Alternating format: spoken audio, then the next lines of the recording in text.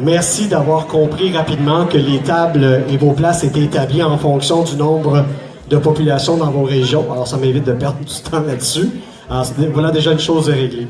Alors, bravo encore une fois, bienvenue à Gaspé. On est très content que vous soyez là. Vous me semblez très enjoués et ça nous rend très heureux. Donc, petit message technique, parce que je vous ai dit tout à l'heure que je vais m'assurer que la logistique soit respectée, mais également les trucs techniques. On m'a glissé à l'oreille tout à l'heure que, au besoin, il y a des bénévoles qui font partie de l'organisation cette fin de semaine. Et on m'a demandé de vous rappeler que les bénévoles sont identifiés par un foulard bleu, je crois, rayé blanc.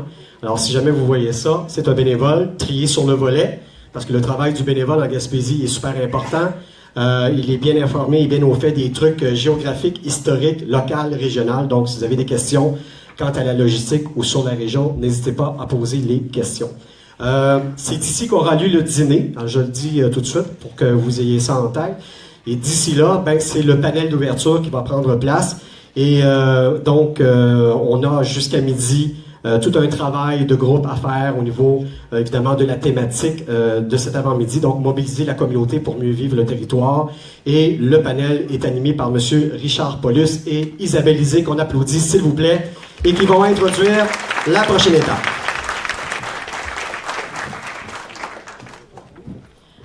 Bonjour à tous. Merci d'être là. On est content d'être avec vous. Bonjour, Richard. Bonjour.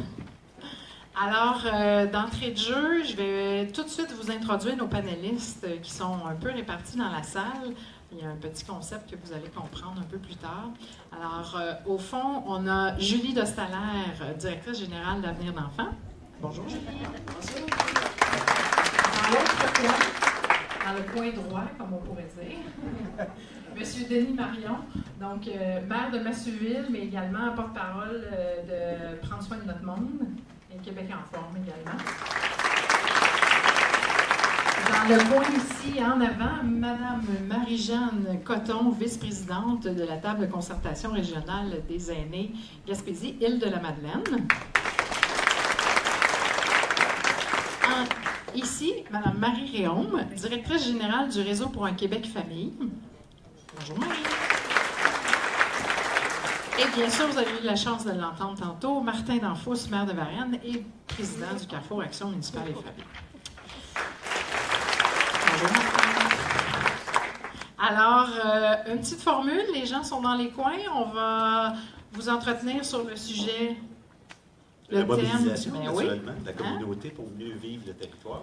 Oui. Ce qu'on va faire, c'est qu'on va vous faire une petite introduction. Ensuite, on va vous demander de réagir.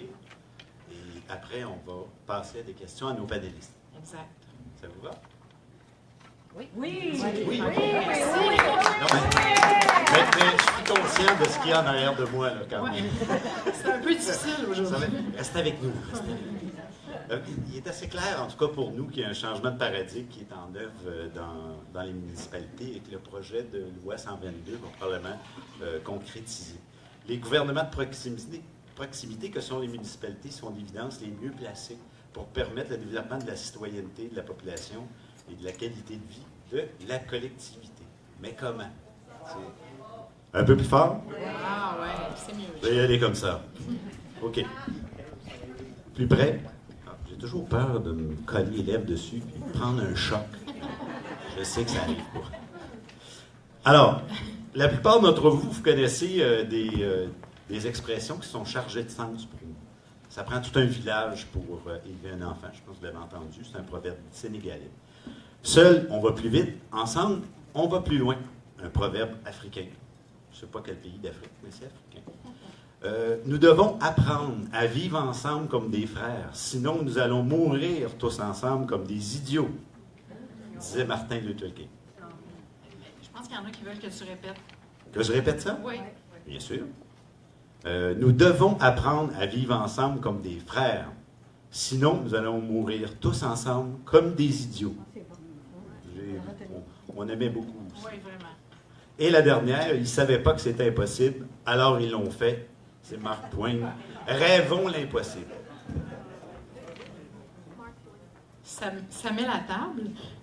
On a aussi fait des petites recherches pour voir ce qu'il y avait. Des petites, hein, quand même. Des petites recherches pour voir un peu ce qui ressortait actuellement dans les écrits, des propos de gens que vous côtoyez, qui nous amènent à parfaire notre réflexion, à approfondir notre réflexion sur comment on peut justement mieux occuper notre territoire, mais aussi mobiliser notre communauté.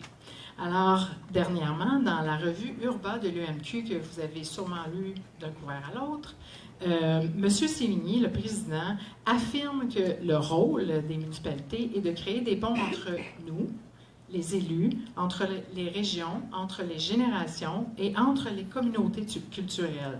Alors, je pense que c'est un propos très bon pour l'introduction d'aujourd'hui. On pense aussi à différentes politiques, Richard? Yes. À la politique de l'activité physique, du sport, du loisir du gouvernement du Québec, Oui. qui énonce 4 enjeux, dont le leadership et la concertation. Et je cite, « La clé du succès qui découleront de la politique réside en grande partie dans la concertation de tous les partenaires et du leadership dont ils feront preuve. L'orientation numéro 8 de la politique est sans équivoque. Assurer à chaque palier un partage cohérent et clair des responsabilités des organismes concernés et veiller à leur concertation. » Ça ne peut pas être plus clair. Je ne peux même pas rien ajouter. J'ai aussi trouvé dans la revue, le bulletin de l'Observatoire québécois du loisir, des propos de M. André Thibault, plusieurs le connaissent d'entre vous, très connu dans le domaine du loisir, écrirologue et tout ça, qui parlait de la transformation du rôle du technicien en loisir et qui parlait plutôt de responsable de la qualité de vie. Donc, ce qui fait que ça élargit bien sûr le mandat et le rôle de ces acteurs très importants dans les municipalités. Alors, dans cet article, on souligne que lors de la 17e conférence annuelle du loisir municipal, on se questionnait justement sur le rôle évolutif de ce professionnel-là. Et la conférence invoquait le leadership dans le développement de la qualité de vie, rappeler également que ce leadership-là s'exerce en interaction avec les citoyens, les autres services municipaux et les partenaires des réseaux locaux.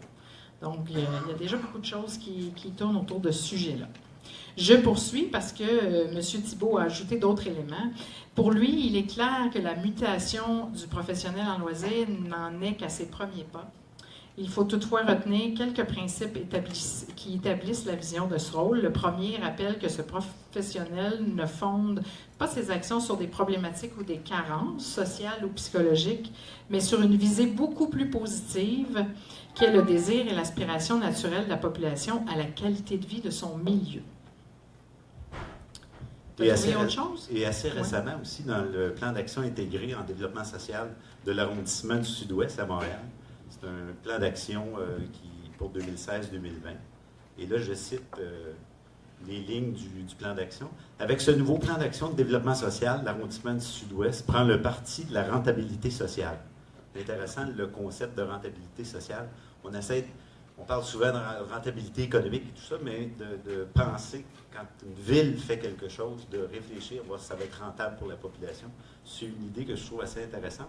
L'arrondissement du Sud-Ouest s'emploierait, je cite encore, à ce que toutes ces actions et tous ces services, y compris les actions et services mis en place avec des partenaires, aient la plus grande rentabilité sociale possible.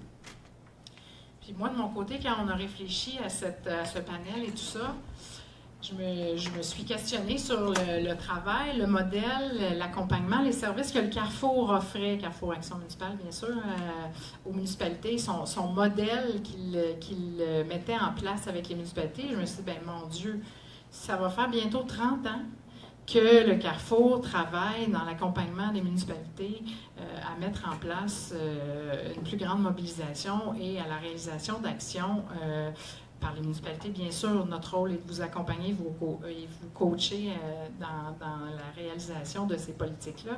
Alors pour moi, ça a fait, ben oui, tout à fait. Le panel s'introduit très bien dans le colloque d'aujourd'hui et les gens qui sont là pour interagir avec vous sur le panel sont aussi là parce que c'est des préoccupations qu'on retrouve beaucoup dans les politiques familiales, les démarches MADA, les municipalités amies des enfants. Alors pour nous, ça a fait un sens parfait. Hein? Assez évident. Assez évident, oui. Bon, pour atteindre on a quand même des grands objectifs, là, dire on va travailler tout le monde ensemble.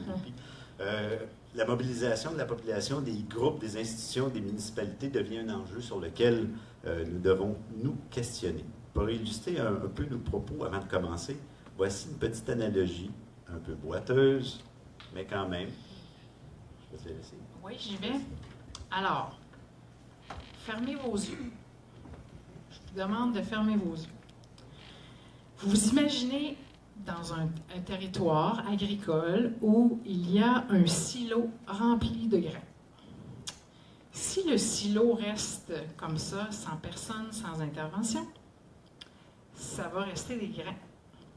Alors, qu'est-ce qu'il faut faire pour donner des bénéfices et obtenir une récolte? Eh bien, il faut les sortir du silo, les amener au grand jour, les mettre en terre. Imaginez-vous là, que c'est vous qui faites ça. Leur donner de l'eau, du soleil, on en a faim. Et enfin, on va récolter les fruits. Mais si le grain est resté dans le silo, on ne récolte rien. Alors, cette phrase, cette image, c'est une invitation à ne plus travailler en silo, à unir nos forces et à mettre à profit l'intelligence collective. Vous pouvez rouvrir vos yeux. Je ne voudrais pas que vous dormiez quand même. Est-ce qu'il y a quelqu'un qui dort? Non. Non. Sur ça, nous avons aujourd'hui des panélistes intéressés par la question qui tenteront de pousser notre réflexion et nos façons de faire un peu plus loin. Mais avant, on aimerait ça les entendre, je pense, hein, les gens dans la salle aussi. Êtes-vous d'accord, les panélistes? Est-ce qu'on prenne un peu d'intervention dans la salle? Oui, ça va? OK, excellent. Je prendrai quelques mains sur une question bien précise qui est quels sont les défis, les freins qu'on rencontre lorsqu'on travaille ensemble à mobiliser les acteurs de la communauté? Qu'est-ce que vous avez vécu?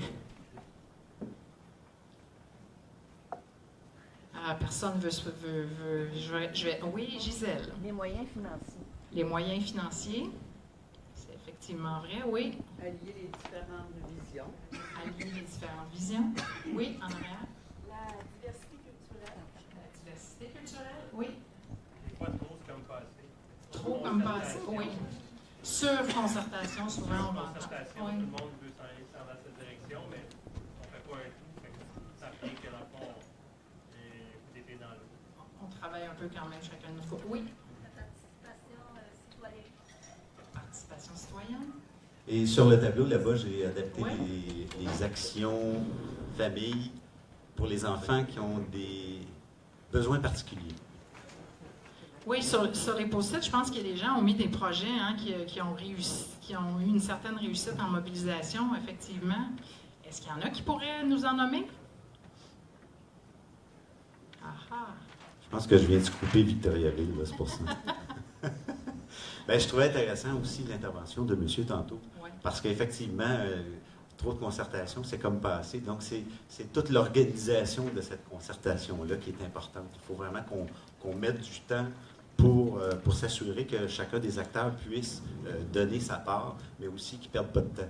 C'est assez complexe comme, Ouais, comme effectivement. nouveau type de gouvernance. Ça fait quand même depuis le milieu des années 80 à peu près qu'il y a des tables de concertation officielles au Québec. Je pense à celle de Montréal-Nord, une des premières.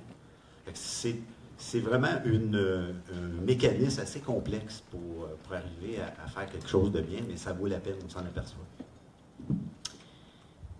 Alors, on commence. Monsieur Danfous, première intervention. On dit souvent que c'est difficile de mobiliser la communauté. En tant que représentant des municipalités, qu'en pensez-vous? Comment le vivez-vous sur votre territoire? C'est en effet une excellente question.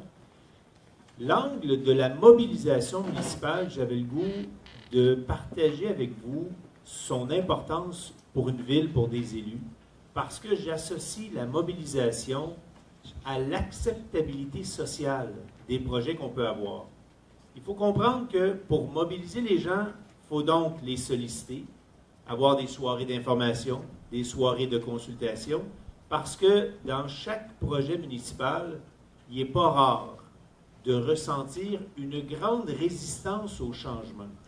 Tout le monde est fait comme ça, puis on s'en rend compte, Donc, la mobilisation devient essentielle.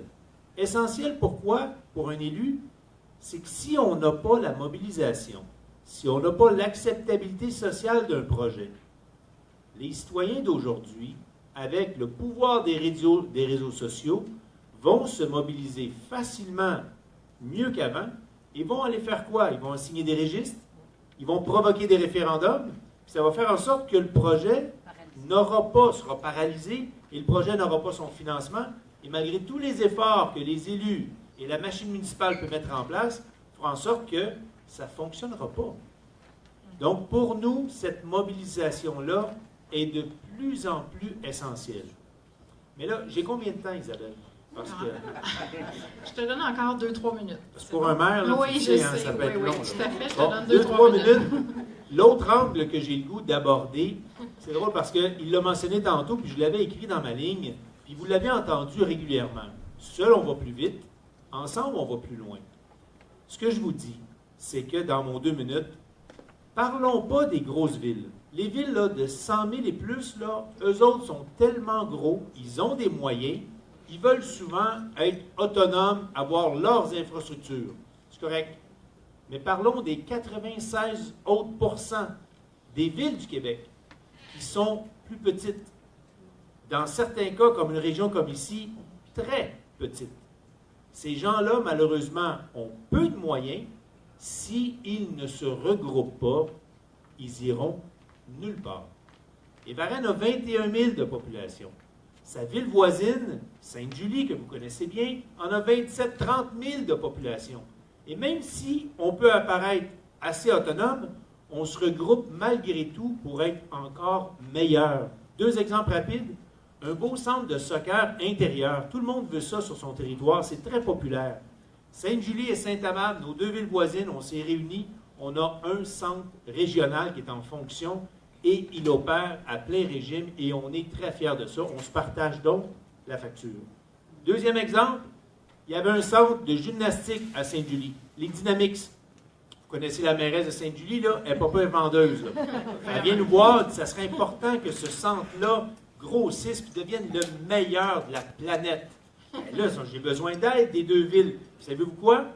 Malgré la résistance du début qu'on avait à participer à l'agrandissement du centre, on l'a fait et ça a été une des meilleures décisions qu'on a prises. Ils sont passés de 1000 inscriptions à 1500 et ils sont extraordinaires. C'est une entreprise privée, autonome, qu'on a juste supportée. Ça, c'est des exemples extraordinaires. Mon 2 minutes est fini. Oui, effectivement. Mais c'est des bons exemples parce que dans nos propos, on a surtout parlé de mobilisation à l'intérieur même de la municipalité, mais là, le propos que tu apportes, c'est vraiment entre les municipalités également, qui est un autre élément essentiel, définitivement. Richard? Ouais. La question est pour Julie. Allô, Commencer. Julie? Salut. Allô? Loin, loin, loin.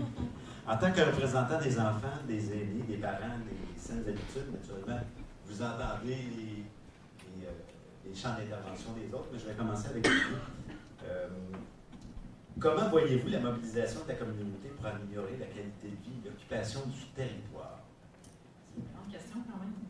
Bien, en fait, je pense que si on s'entend tous sur l'objectif qui est la qualité de vie, ça vaut la peine que tous les gens qui sont dans la municipalité, donc toutes les expertises qui existent, travaillent ensemble pour essayer d'être complémentaires, puis de combiner, dans le fond, les forces du milieu pour pouvoir donner plus, puis pouvoir atteindre cet objectif-là, qui est l'objectif ultime là, qu'on vise tout le monde ensemble. On sait qu'à l'échelle de la municipalité, c'est un palier de décision, mais c'est un palier aussi d'action.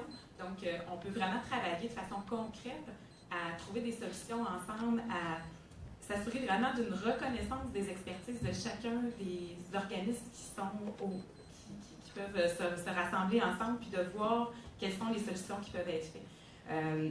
En termes de pistes, si on veut en fait si on est sur la qualité de vie, on veut aussi que les familles, que les enfants, vivent des expériences positives. Donc, il y a plusieurs leviers qui sont disponibles à l'échelle de la communauté, que ce soit de regarder sur toute la question d'accessibilité de services, d'avoir des services de qualité, de s'assurer de l'accessibilité alimentaire, la question des aménagements, de la mobilité, des déplacements.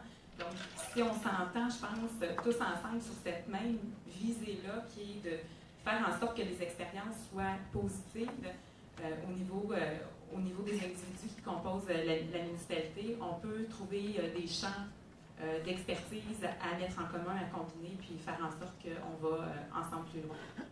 Merci, Julie. J'ai entendu dans ce que tu disais quelque chose qui, je pense, qui est fondamental, que tu as dit presque au début, c'est connaissance et reconnaissance mutuelle. Si on veut travailler ensemble, je pense qu'on n'a pas le choix pour devenir des bons partenaires, de se connaître, de savoir les limites, puis les capacités du partenaire qu'on a en face de nous. J'entendais tantôt dans les défis ou les freins qui ont été nommés la question quand même de temps, que ça peut prendre. Moi, je me dis, il y a moyen de prendre des choses par petites bouchées puis d'apprendre dans l'action. Donc, de ne pas attendre que tout soit parfait avant de commencer à mettre des choses en place. Mais il faut que ça soit quand même convenu puis qu'on sache que c'est sur cette base-là qu'on travaille tous ensemble puis qu'on est prêt à améliorer de façon continue ce qu'on est en train de mettre en place puis d'aller plus loin d'année en année. Puis t'offres aussi, en nommant plein de secteurs d'activité, c'est une façon sur laquelle on peut travailler sur divers champs d'intervention. Donc, on n'est pas obligé de les prendre tous de front, mais ça nous donne des opportunités, finalement. En Afrique, ils mangent les éléphants en petites tranches. J'espère. Marie-Jeanne? Ça serait à moi? Ben oui. Vous m'entendez bien? Oui. Moi, je représente les aînés, mais aussi, je suis une fille de région. Donc, double combat. Parce que depuis, vous savez que les aînés, je vais vous placer la population de Gaspésie, qui est à 91 781 habitants. La catégorie 45-64 ans, je ne sais pas capable de la décortiquer 50, parce que ça aurait tout l'air qu'on est 50 ans et plus maintenant. 31 000 personnes, 426, et 65 ans et plus, 23 000 personnes. En 2013, l'âge médian pour la région, c'était 50 ans,1 contre 41,6 au Québec. Ça fait que si je fais des alliances avec ce que Daniel nous a dit tantôt là-bas quand il parlait de réseautage, puis avec M. Danfous, que je ne connais pas, je peux pas je le tutoierai, je vais toujours dire M. Danfous, avec ce qu'il disait tantôt, terriblement important de positionner les aînés. Les aînés, ça va être la richesse dans les prochaines années. Ça l'est déjà, mais ça va être les gens vont avoir encore plus besoin des aînés et de notre force. Quand je veux répondre à la question, je m'étais préparé un peu, je disais que c'était intéressant d'avoir un dénominateur commun, d'avoir une gouverne de proximité que je considère qui est la ville, la municipalité, qui nous ressemble, mais qui nous rassemble aussi. Parce qu'on fait partie de la ville de Gaspé, on se ressemble, on a des points en commun, on fait partie de la Haute-Gaspésie, on se ressemble, on a des points en commun, mais encore faut-il se rassembler. Et ce qui rassemble, c'est des projets. Donc, l'implication de chaque personne, c'est important. Mais j'ai mis comme un questionnement par rapport à ça. La communication doit se faire dans les deux sens. Si chez nous, après mon travail actif, je rentre en retraite, je dis, bon, moi j'ai assez travaillé, là, j'ai fait, on laisse les gens faire ça. C'est peut-être pas comme ça qu'il faut voir. Ça fait que moi, je vois au niveau de la mobilisation et améliorer la qualité de vie, c'est que tout le monde s'implique. Je donnais un exemple. J'ai quelqu'un au village qui est qui a fait de l'agriculture toute sa vie. Une personne âgée, plus âgée que... Moi, je disais tantôt, à un moment donné, je vais vous parler de premier, deuxième, troisième, quatrième âge. Là. Mais lui, là, il veut faire un jardin, mais il n'a plus la force, il n'a plus la capacité pour le faire. Mais il a plein d'idées, puis il sait comment ça marche la récolte, puis il connaît la température, puis il sait comment produire. Mais comment on fait pour faire ça? Comment on fait pour donner du sens à son idée? Bien, dans le fond, c'est se réseauter. Lui, il reste dans son village, avec les jeunes, faire une pratique d'intergénérationnel. Moi, je trouve que, j'en ai parlé beaucoup, j'ai consulté des gens là, cette semaine, pour améliorer la qualité de vie, on n'a pas le choix de passer par là. Donc, puis l'occupation du territoire va se faire comme ça, avec les forces et l'expertise aussi. Des gens, vous allez dire que je représente mon secteur, mais qui ont déjà eu une vie active ou qui ont des connaissances, de l'expérience, qui n'ont pas nécessairement travaillé au gouvernement. Parce que c'est pas juste avec les gens, c'est pas juste avec les gens qui ont travaillé au gouvernement qu'on va faire une force vive dans le milieu. Il faut prendre les gens qui ont des capacités au niveau de l'agriculture, au niveau. Fait que c'est de se servir de tout le monde. Fait que moi, je réponds comme ça à la question ce matin. Puis je parlais du monsieur qui voulait se faire un jardin, puis je pense que tout l'avant-midi, on va voir ce qui est rendu avec son réseautage. Excellent, c'est une bonne idée. On a hâte de se voir la suite. On va le suivre. Oui. Maintenant, on s'est rendu à Marie. Marie, on va y passer un micro.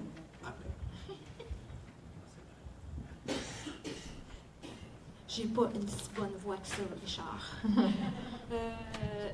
Donc, pour moi, la mobilisation des communautés, c'est certain que les familles sont aussi des pivots. Familles, quand on pense à ça, on pense souvent à parents avec des jeunes enfants, mais c'est parents tout au long de la vie, puis ensuite, c'est enfants pour tes parents. Donc, c'est comme un cycle qui est là du début à la fin, si on peut dire. Moi, je travaille plus au niveau national, donc j'ai pas d'expérience comme Mme Coton sur le territoire. Mais en même temps, je pense que on ne peut pas mettre en place des mesures si on n'a pas la voix des familles, parce qu'on pourrait comme mettre des choses qui correspondent à ce que nous, comme décideurs, on peut penser qu'il serait bon, mais pas avoir l'expérience des gens. Malheureusement, malheureusement, il y a comme une faiblesse là-dedans, dans le sens où les familles sont de plus en plus éclatées, vivent de plus en plus de réalités différentes. Ça, souvent, ça va complexifier le problème. Mais en même temps, il y a des enjeux qui sont pour toutes les familles. Pendant la Semaine québécoise des familles, il y a quelques semaines, on a fait une expérience, on a fait un colloque inversé où, au lieu d'inviter des spécialistes à parler des familles, on a invité des familles à parler aux spécialistes. Et on avait un panel de gens très différents, qui avaient toutes des réalités différentes. Et c'est assez étonnant comment, dans les 4 groupes d'âge, il y a des choses communes qui sont sorties sur les questions des services. Alors, si on veut connaître les enjeux auxquels les gens font face, les enjeux actuels et non pas les enjeux qui ont été analysés il y a 5 ans ou 10 ans, ben, je pense que c'est important là, d'être capable de les mobiliser. D'aller les chercher. D'aller les chercher, oui. Ouais, c'est ça. Ben, point de vue intéressant. Puis en même temps, c'est un défi parce que c'est ça. Le temps. Ben, le temps pour les familles. J'en parle tout de suite ou... Plus tard. Plus tard. C'était une introduction. Il nous reste quelqu'un? Ah oui, bon Dieu. Ah, Denis, t'es tellement loin. Dans le fond. Salut, Tu merci. vas avoir hâte. La rivière Yamaska est bien loin à matin. Ah oui, bon, écoutez, j'y aille, par exemple. Martin disait 11 000 personnes à peu près, donc plus de 10 000 personnes à Varennes. 21, excuse-moi, plus de 20 000 personnes à Varennes. Moi, ma municipalité, c'est plus de 500, on est 507. Je trouve ça très intéressant comme discussion, bien sûr. Merci d'abord de nous avoir permis d'être ici aujourd'hui. C'est un cadeau. Notre action dans le monde municipal, elle est locale. Inévitablement, notre regard, il est local.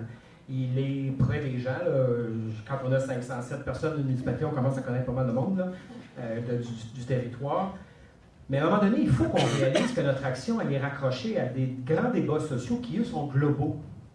Et ce que je me disais sur la mobilisation, c'est est-ce qu'on n'a pas, nous, comme élus municipaux, comme administration municipale, est-ce qu'on n'a pas une responsabilité de faire en sorte de soutenir et d'appuyer les citoyens pour qu'on puisse ensemble comprendre que ce que nous vivons chez nous se raccroche à des choses qui nous dépassent largement. La question de la transition entre la petite enfance puis la maternelle, par exemple, c'est un vrai enjeu d'enfants dans ma municipalité. Mais ce n'est pas un enjeu de Massuville uniquement. Là-dedans, il y a quelque chose de beaucoup plus grand, de beaucoup plus vaste. Et à quoi je réfléchissais ce matin, c'est est-ce que notre façon de mobiliser les gens, c'est pas justement d'appuyer les gens, d'accompagner les gens dans le lien entre ce qu'ils vivent, ce que nous vivons localement, et les grands enjeux et les grandes réponses qu'on peut donner plus globalement. J'ai beaucoup cherché depuis que je suis maire, depuis 2005, j'ai énormément cherché où se situait le fameux mur autour de ma municipalité. Je n'en ai pas trouvé. Et donc, quand on est ici ensemble, des activités comme on fait aujourd'hui nous rappellent que ce qu'on vit localement est beaucoup plus large que nous-mêmes. Et on a intérêt à jouer ce rôle-là au départ pour, comment je pourrais dire ça, préparer le contexte de la mobilisation, d'aider nos gens à comprendre ce dans quoi ce qu'ils vivent et comment d'autres ou si on trouvait des solutions à des situations particulières très locales et localisées. Donc, il y a comme un peu d'apprentissage sur les grands enjeux qui concernent l'ensemble de la population, ou en gros du Québec, à faire tant auprès de la population elle-même, mais auprès des élus aussi, pour qu'il y ait cette relation-là entre les deux qui se passe. Là. Pour donner du sens à notre action, parce que notre action, je te répète, si notre action est éminemment locale, son sens est beaucoup plus global. Et on est tous, vous savez, des situations que vivent Massuville ressemblent beaucoup, pour en avoir parlé, à des situations que vivent des villages du Bas-Saint-Laurent, de la Côte-Nord, de la Gaspésie ou des Laurentides.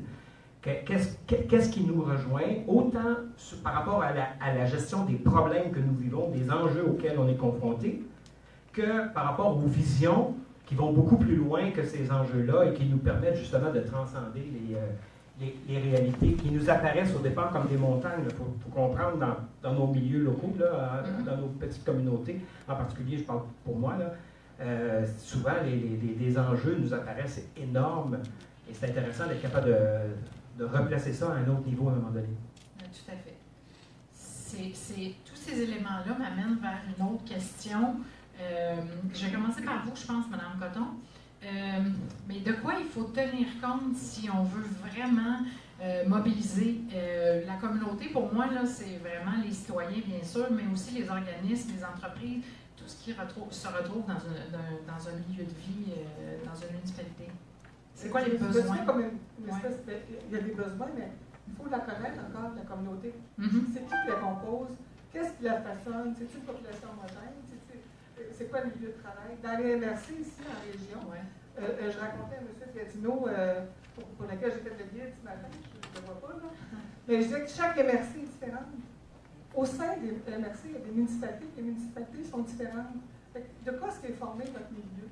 Les familles, les personnes âgées, voir les intérêts, les préoccupations. On parle des emplois, c'est plus nous culturels, des emplois qui sont plus sportifs, l'éducation, le milieu artisan. Comment est-ce qu'est faite l'organisation? Comment est-ce qu'est faite l'organisation du territoire? On est une ville, on est un village, on est quartier. Même dans notre région, la ville est formée de quartiers, même si on est de petites régions avec pas de grosse densité.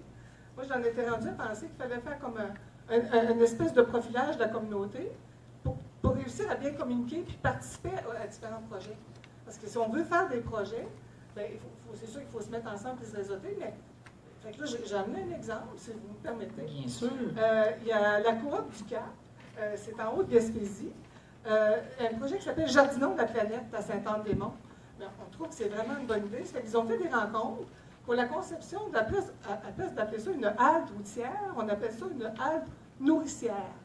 C'est pour les gens qui sont passés en avant de Sainte-Anne-des-Monts. C'est juste en face de la Maison de la Culture. Fait que les gens vont faire...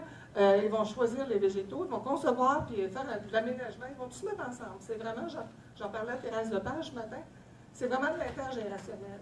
Bien, ça, c'est de l'occupation, c'est de la saine habitude de vie, on va en parler tantôt. Mais quand on parle de mobiliser la communauté autour d'un projet, il faut toujours, je pense, on pense, parce que je parle pour du monde aussi, qu'il y a un projet. Autour d'un projet, c'est plus mobilisateur. Exact. Marie, toi, tu abordais la question du temps, je pense. Ah oui, Richard. Oui, je pense que pour les familles, c'est une question fondamentale, primordiale, essentielle. On peut pas penser mobiliser les familles si on ne tient pas compte des horaires auxquels ils sont astreints, avec le taux de participation des jeunes mères de famille là, sur le marché du travail. On peut penser qu'il y a eu un changement important. On est passé du plus bas taux il y a 20 ans au Canada, puis on est maintenant au plus haut taux de jeunes mères sur le marché du travail. On ne peut pas considérer ça comme de la même façon. Penser seulement aux questions liées au bénévolat. Comment, il y a 20 ans, ça pouvait être plus facile de se faire un comité de bénévoles parce qu'il y avait des mamans pendant que les enfants étaient à l'école qui pouvaient participer. Aujourd'hui, c'est de plus en plus... de plus en plus difficile. Effectivement. Si on pense aux loisirs, parce qu'on sait que maintenant, Les enfants doivent être stimulés à toutes les étapes de leur vie pour atteindre leur plein potentiel. On met les saines habitudes de vie. Il y a beaucoup plus d'impératifs. D'exigence, un peu. Et d'exigence, oui, de ce côté-là. C'est quelque chose qui est sorti très clairement là, au niveau des familles. Mais le temps, il y a le temps qu'on n'a pas, puis il y a un moment dans la vie où on a aussi du temps. Moi, admettons que je serais dans une municipalité puis que je voudrais... T'es pas dans une municipalité? Ben, je suis dans une municipalité, non, mais que je serais comme responsable dans une municipalité puis que je voudrais me développer une stratégie. Je pense que j'irais avec les parents d'un premier enfant pendant le congé parental. Parce que là, il y a comme une espèce d'ouverture. Et il y a une ouverture un peu de temps pour ces parents-là, mais il y a une ouverture au niveau psychologique où, comme parent, tu voudrais donc que tes enfants vivent plus, vivent mieux que ce que toi tu as vécu, puis tu serais prêt à comme t'impliquer peut-être un peu plus. Fait que, il y a comme une fenêtre d'opportunité là que je pense qu'il devrait être peut-être un peu plus largement exploité. Ça serait possible de mélanger des gens de différentes générations. Ça permettrait de briser l'isolement. Ensuite, des gens qui pourraient dire « Ah, mais j'ai un peu de temps, je pourrais comme t'en donner, t'en échanger. » Je pense qu'il y aurait des choses intéressantes à faire. Puis en même temps, ben, ça permet d'être en phase avec les réalités de ce que les parents vivent à ce moment-là, puis de les suivre tout au long du parcours. Oui, il y a de l'intergénérationnel, il y a les papas, les mamans, les deux qui pourraient se retrouver dans ce moment-là un peu plus contributifs. Je pense qu'il faut comme adapter les pratiques aux réalités qui sont là. Puis en commençant de cette manière-là, ben, peut-être que quand l'enfant serait rendu à l'école, le parent, s'il est déjà habitué comme d'être engagé dans sa communauté, il va continuer de s'engager. Puis à l'adolescence, ça va être la même chose. Donc, c'est comme on cultive, on développe une culture d'engagement rapidement quand on a des gens qui sont aussi à une étape de vie où il y a une ouverture vers qu'est-ce qui se passe pour le milieu pour avoir le mieux. Ça m'amène à penser à l'école pour les jeunes aussi. Martin, tu avais envie de réagir? Oui, j'ai senti. Il est clair que j'ai envie de réagir, puis je vais commencer par vous dire, s'il y a quelque chose que j'aimerais que vous reteniez de toutes les interventions que je vais vouloir faire, c'est probablement le dernier bout, le prochain bout. Le succès d'une bonne mobilisation, c'est quoi? Je vous pose indirectement la question. Ça va dépendre des bons joueurs et des mauvais joueurs d'équipe. Ça, là, c'est, à mon avis, la clé. Vous allez côtoyer, comme ville, dans des MRC, des villes où c'est donc facile. Puis je vous pose la question à vous. Vous avez assisté à plein de rencontres, plein de meetings de toutes sortes. Vous côtoyez des gens dans votre quotidien. Mon Dieu, c'est donc positif ce qu'il dit. C'est tellement agréable. Des personnes qui voient toujours le verre à moitié plein et non à moitié vide. Ceux qui critiquent tout le temps, mais ce n'est jamais des critiques constructives. Ce sont les mauvais joueurs que vous devez impérativement éliminer. Si vous n'êtes pas capable, changez de projet. Ça ne fonctionnera pas. Vous allez passer un temps fou. Monsieur là-bas avec la chemise mauve, quand il parlait de mobilisation à tout prix, il a raison. C'est une erreur. Vous ne réussirez jamais à convaincre des gens qui ne veulent pas être convaincus. Arrêtez. Changez de projet. Vous allez en trouver dans des MRC. Il y a des villes où il y a des maires. Ça ne sert à rien. L'avantage que vous avez, ces élus-là, dans 4 ans, d'espérer ça change. 4 mois, c'est ça, c'est très bientôt. Mais ça dure 4 ans. C'est dans 4 mois, mais ça dure 4 ans. Vous reviendrez dans cette ville-là dans 4 ans. Dans des commissions scolaires, vous le savez, on a des directeurs où c'est donc bien le fun de travailler avec eux. On a des commissions scolaires où ça ne sert à rien. Ben arrêtez. Des CLSC. Et combien d'entreprises privées qui veulent collaborer avec nous? Il y en a où c'est le fun, puis il y en a d'autres où c'est donc bien compliqué. Retenez ça, travaillez juste avec ceux avec qui c'est le fun, parce que ça va marcher. Nous, on dit souvent qu'il il faut chercher, quand on travaille dans une ville, il faut chercher le champion. Il faut se trouver un champion quelque part. C'est quelqu'un qui va vouloir, puis qui a du leadership, qui a le goût d'embarquer les gens, mais aussi qui est reconnu dans sa communauté. Plus proche. Ah, ça c'est mon côté un peu fougueux qui fait ça. Non, je parlais des champions, mais il faut absolument qu'à un moment donné, on trouve ces personnes-là pour travailler sur différents projets. Un peu comme disait Martin. C'est vrai qu'il faut essayer d'aller chercher eux. Puis je pense que si ça fonctionne bien avec eux, puis que les étapes avancent, puis tout ça, on peut éventuellement dire à ceux qui étaient peut-être un peu plus réfractaires, ben tu vois, ça fonctionne. Ils vont peut-être être envieux, finalement. Peut-être que oui. C'est exactement ce que j'allais rajouter, parce que ton intervention est intéressante. Si vous partez avec un groupe de 10, il y en a 3 où ça ne sert à rien, vous les mettez de côté. Avec les 7, ça va fonctionner. Les 3 autres vont être jaloux. Là, ils vont peut-être changer d'attitude. J'ai dit peut-être, ou être changés. Puis là, la nouvelle organisation va fonctionner. Oui, effectivement. Denis, je te sens... Bien, en fait, je voulais surtout entendre ce que Richard disait avec le micro, mais ce que je me disais aussi, c'est que la mobilisation est possible si les conditions sont favorables à cette mobilisation-là. Puis une de ces conditions-là,